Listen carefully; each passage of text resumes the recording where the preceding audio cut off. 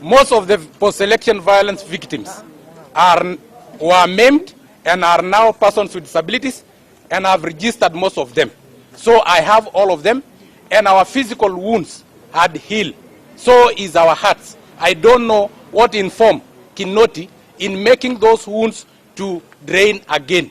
We cannot afford to reopen the wounds that have already healed, because most of the post-election violence victims were maimed and are members of my club.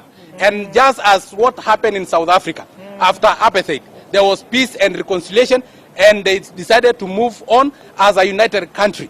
As in Kenya, we had our own Truth and Reconciliation Commission, which was the ballot box of 2013, in which we elected the suspects, meaning we are united and we have decided to move forward. Mr. Kinoti, why are you reopening the wounds that were healed?